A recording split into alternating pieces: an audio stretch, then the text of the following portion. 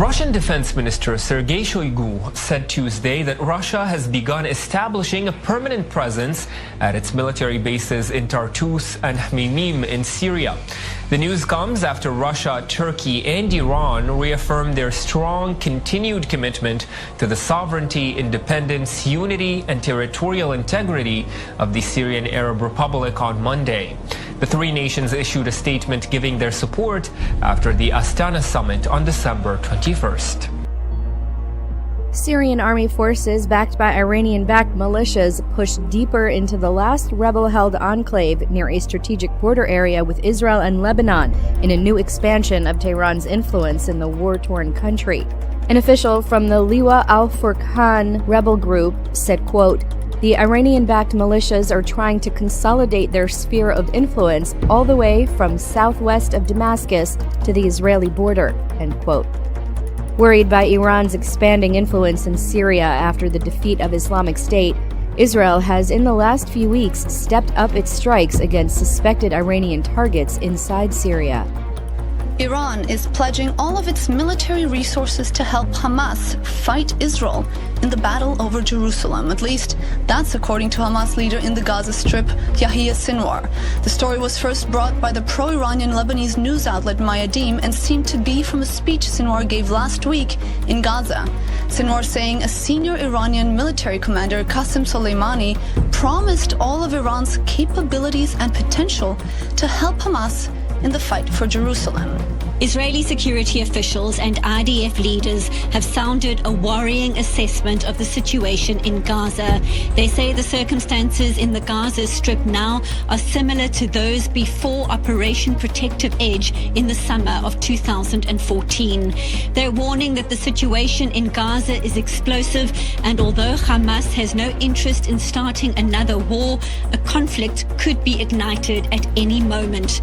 The assessment is based on the combination of several factors: a dire humanitarian crisis, the failure by Hamas to pay salaries for several months, and what's being called the Jerusalem effect after the controversial U.S. recognition of the capital of Israel. Security officials also cite the frustration of Hamas over the IDF's successful record in recent months to neutralize its main weapon against Israel, attack tunnels. Israel has ordered the deportation of 2 of 3 Turks who were briefly arrested during Palestinian demonstrations last week. The 3 were detained on Friday on suspicion of assaulting Israeli police near the Al-Aqsa Mosque in Jerusalem. An Interior Ministry spokeswoman said both had entered Israel on Belgian passports. No information was given regarding the 3rd Turk who was arrested in this case. Russia is helping Iran immunize itself against possible American sanctions. That's according to Iran's state-run news agency. Press TV reports the central banks of Iran and Russia are negotiating an agreement to integrate their bank card systems. This months after Iran allowed its banks to issue credit cards for the first time. The move would make it more difficult for the US to cut Iran off from the global banking system again, should it choose to reapply sanctions in future.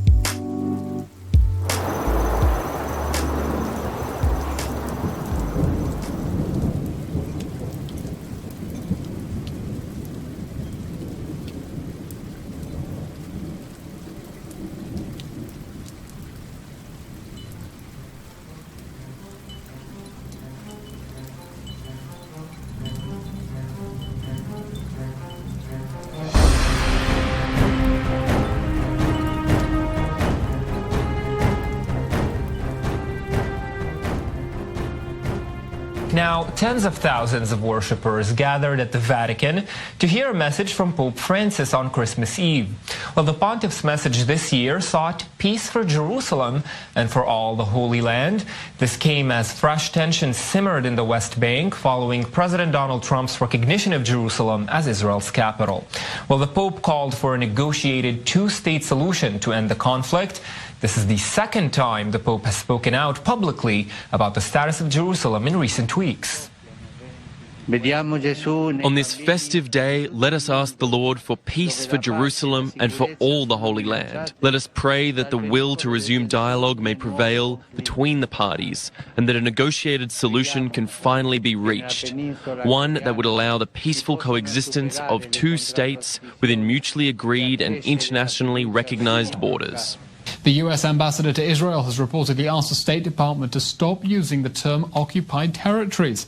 The international community considers the West Bank occupied, but Israel's public broadcaster reports Ambassador David Friedman said the U.S. should use the more neutral term West Bank territories. The State Department refused, saying the ambassador could not change long-standing policy. This comes weeks after President Trump broke with his predecessors and the international community, recognizing Jerusalem as Israel's capital. Guatemala has just announced that it will be the first country to follow America's example and move its embassy in Israel to Jerusalem. But now Israel says at least 10 other countries are also considering making such a move, despite the vast majority of nations condemning Trump's decision to declare Jerusalem as Israel's capital. A resolution officially denouncing the Jerusalem recognition passed 128 votes to 9 at the United Nations earlier this week, but on the heels of that vote, Guatemala broke the news that they would be relocating its embassy from Herzliya to Jerusalem anyhow. Rumor has it that Honduras and Paraguay may be next in line to follow. Honduras voted against the United Nations resolution earlier this week, and though Paraguay abstained from the vote, the country has very warm ties with Israel. Romania and Slovakia, as well as the African country of Togo, are reportedly considering relocating their embassies as well. Such moves would definitely be met with praise from Israeli leaders, who are hoping more countries follow suit soon. President Trump is hitting the United Nations right where it hurts, in the wallet. The U.S. is taking almost $300 million away from its annual donation to the world body, which last week condemned the administration's decision to move the American embassy in Israel. Correspondent David Lee Miller has details tonight from New York. The United Nations has agreed to a budget cutback following negotiations with the U.S. President Trump, a UN critic, has repeatedly said the World Organization is mismanaged. While the United Nations on a regular budget has increased by 140% and its staff has more than doubled since 2000, we are not seeing the results in line with this investment. U.S. UN Ambassador Nikki Haley says the UN core budget of $5.4 billion will be reduced by $285 million, about 5%. No specifics on how the money in the new budget would be saved, but a statement from the U.S. UN mission said, quote, "In addition to these significant cost savings, we reduced the UN's bloated management and support functions, bolstered support for key U.S. priorities throughout the world, and instilled more discipline and accountability throughout the UN system." The U.S. is by far the largest contributor to the UN budget, paying 22%, $610 million this year. That's more than double the next largest contributor, Japan, followed by China, Germany, and France. 31 of the poorest member states pay 1/100%, about $28,000 a year.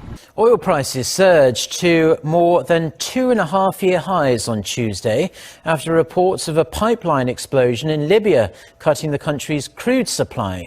Libya's National Oil Corporation says production has been reduced by 70,000 to 100,000 barrels a day, causing U.S. crude to reach more than $67 a barrel.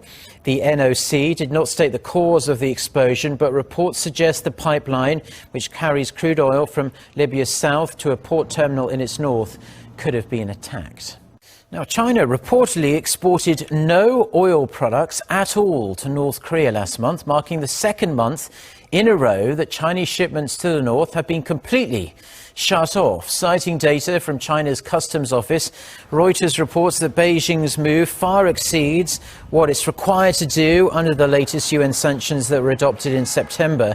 The data shows China, which supplies almost all North Korea's fuel, severed shipments of gasoline, diesel, fuel, oil and jet fuel. The newest UN sanctions imposed just last month limit oil exports to North Korea to 500,000 barrels a year.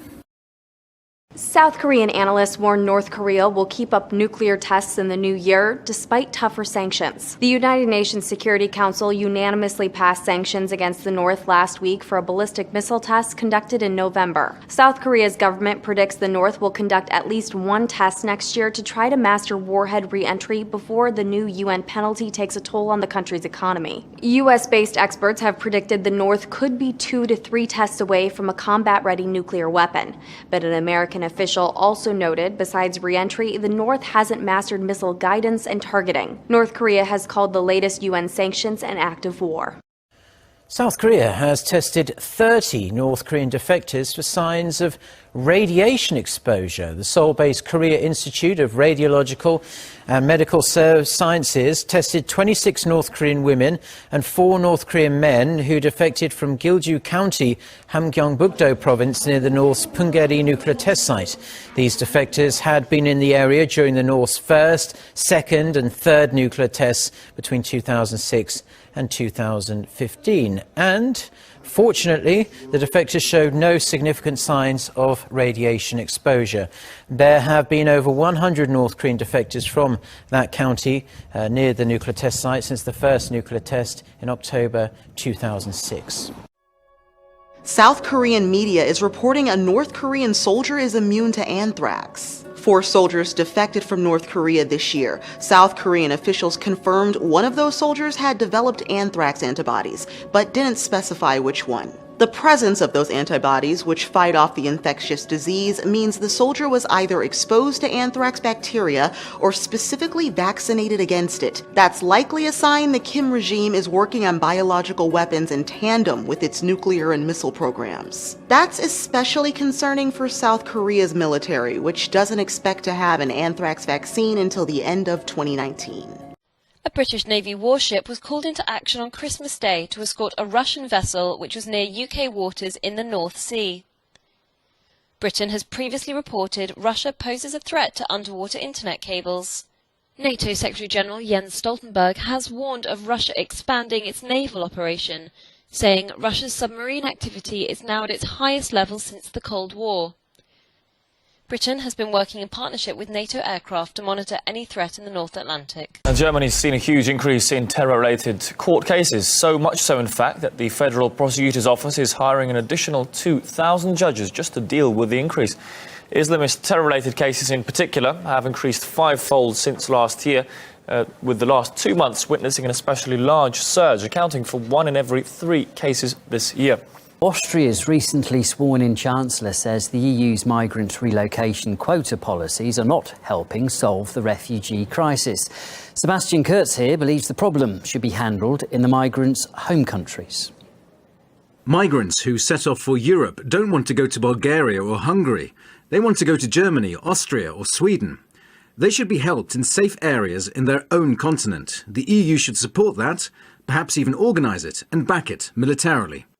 And there have been similar calls in the past too from other European leaders, including the consideration of overseas military operations to stem the flow of migrants. Last month, in fact, the French president proposed military action to put an end to people trafficking in Libya. Brazil and Canada are both expelling the top Venezuelan diplomats in their capitals. It's retaliation for Venezuela's expulsion of their envoys in Caracas just days ago. At the same time, Venezuela said Brazil's impeachment of former left-wing President Dilma Rousseff was a right-wing coup. It also accused Canada of interfering in its internal affairs for imposing sanctions on senior officials. Venezuela is still stuck in a protracted economic crisis as the Maduro government consolidates its grip on power. Hundreds of Peruvians fill the streets of downtown Lima, protesting about a pardon granted to former leader Alberto Fujimori. Chanting traitor and the pardon has to go, police used tear gas to disperse the group as they made their way to the hospital where Fujimori is in intensive care. Fujimori is a deeply divisive figure in Peru. While many consider him a corrupt dictator, others credit him with ending an economic crisis. The pardon cleared Fujimori of convictions for corruption and human rights crimes during his rule. It's controversial because some publishers were not comfortable identifying people as gay. They did not out themselves, or the conclusion lacked evidence. And secondly, these courses are not optional, meaning parents cannot opt out. Okay. Welcome to elementary school, where in California the law requires a fair, accurate, inclusive, and respectful treatment of lesbian, gay, bi, and transsexual Americans. I think what's going on here is an effort to politicize history. We're not trying to make anybody gay. We're not saying there's an agenda. We're not saying that these people are better than other people. All we're saying is this is another group of Americans, and they face certain prejudices. The state required publishers like Mark Jarrett to include the sexual preferences of prominent historical figures, among others, activist Jane Addams, writers Emily Dickinson and Nathaniel Hawthorne, and President James Buchanan, though evidence is inconclusive. I think we should say Buchanan, he never married. He had a very good friend who was living with him. He may have been gay. On the other hand, at that time, being gay was seen as something evil and wrong. The state approved Jarrett's text for 8th graders. In it, he refers to stagecoach driver Charlie Parkhurst as a woman who identified as a man. Baron von Steuben, who helped Washington at Valley Forge, may have been gay. Poet Walt Whitman was drawn to young men in parks and dance halls, but denied his same-sex preferences in public. Much of this is speculation. It's not good history. The state rejected publishers who refused to label some figures as gay and forced another to insert the word lesbian when referring to astronaut Sally Ride. What a peculiar 24 hours on Twitter for Julian Assange, that first the WikiLeaks founder's account temporarily disappeared, then there was a cryptic tweet from the US Navy which really added to the confusion. Getting to the bottom of it all, our correspondent Medina Kochnover then. Christmas morning arrives and Julian Assange's Twitter account mysteriously disappears. Well, this is what anyone trying to read his tweets was faced with for much of the day, an error message saying, sorry, that page does not exist. Well, if you're not familiar with Twitter, that only appears when an account is deleted rather than if it's been suspended by either Twitter or the account owner. The vanishing act didn't go unnoticed by others on Twitter, and that's when theories began to circulate about what might have happened to Assange's account. Now, why would Twitter ban Julian Assange when he was prepping to drop something big? Who is Twitter trying to protect by this drop of information? Julian Assange was kicked off Twitter today because he dared to expose the Democratic Party and the Clinton crime family. But I believe we can now say without shadow of a doubt the DNC Clintons had him murdered. Julian's account disappears, so haters and conspiracy theorists rush to post the usual attention-seeking rubbish. Ah, Twitter. Merry Christmas, people. But that's not the end of the story, because also that day, the U.S. Navy fueled the conspiracies with this tweet. Just 2 words, Julian Assange, written in speech marks. Well, that tweet was deleted as swiftly as it appeared, but it was up long enough for people to take a screen grab. The Navy's explanation was that one of their Twitter team inadvertently posted it during a routine monitoring of trending topics before taking it down again. Not everyone was convinced by that explanation, though. WikiLeaks also made a vague reference to the U.S. Navy, but concluded by saying that despite all the excitement, Julian Assange's situation remains the same. Whistleblower Edward Snowden is set to prove that he's capable of much more than leaking NSA secrets. According to Digital Trends, the former CIA contractor is keeping up his fight against digital surveillance. Snowden has developed Haven, a new app that is meant to turn any Android phone into a motion, sound, vibration, and light detector, watching for unexpected guests and unwanted intruders. The app was created with investigative journalists, human rights activists, and others at risk of forced disappearance in mind. Privacy is the fountainhead of all other rights. Without privacy, you don't have anything. Say you're leaving your computer unattended in a hotel room or at home. Simply place your Haven phone atop the device, and anytime the Android detects motion, light, or movement, it makes a note of this potential intrusion. It will take photos, record noises, and monitor variations in the environment, and then send encrypted notifications to you. The app can be installed on any old Android device. The open-sourced Haven project can be downloaded from Google Play in its beta form.